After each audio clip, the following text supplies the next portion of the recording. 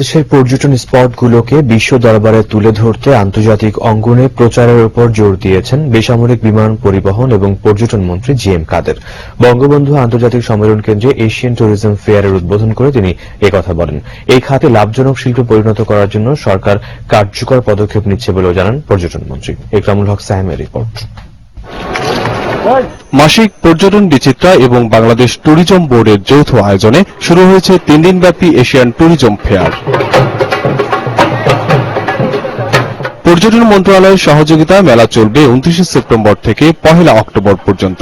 দেশি বিদেশি 190টি স্টল মেলায় অংশ নিচ্ছে। উদ্বোধনী অনুষ্ঠানে বিভিন্ন দেশের রাষ্ট্রদূতরা উপস্থিত ছিলেন।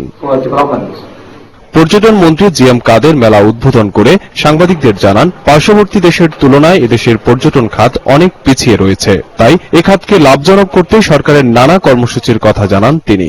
1.5 মিলিয়ন পর্যটক আমাদের এখানে আসেনি, যেখানে আমাদের আশেপাশের দেশ 7 মিলিয়ন, 10 মিলিয়ন, 15 মিলিয়ন, 20 মিলিয়ন করে তারা অলরেডি পর্যটন হ্যান্ডেল করছে। সবচেয়ে প্রয়োজন মনে হচ্ছে সেটা হলো ইন্টারন্যাশনাল ক্যাম্পেইন, বাংলাদেশকে তুলে ধরা সারা পৃথিবীর বুকে টুরিস্ট স্পট হিসাবে, টুরিস্ট ডেস্টিনেশন হিসাবে। সেটা কাজে আমরা অগ্রসর হচ্ছি, প্রক্রিয়াধীন আছে।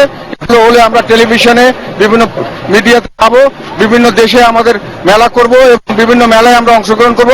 দেশি বিদেশি প্রতিষ্ঠানগুলো আকর্ষণীয় ভ্রমণ, হোটেল ও প্যাকেজ বুকিং এর ক্ষেত্রে মেলায় রেখেছে বিশেষ অফার।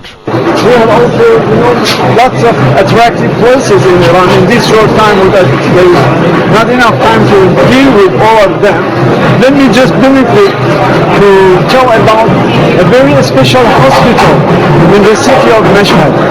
মাধবকুণ্ড, শ্রীমঙ্গল, লালাখাল, শাড়ি, পিয়ার নদী, এগুলো তো সবাই এগুলো দেখতে যায়। আর শহরের মধ্যে মাজারা, সুরুজা, king bridge, dollar money exchange, কলকাতায় train ticket, air ticket, synthetic service আমরা দিচ্ছি ওর বাংলাদেশের লোকের জন্য।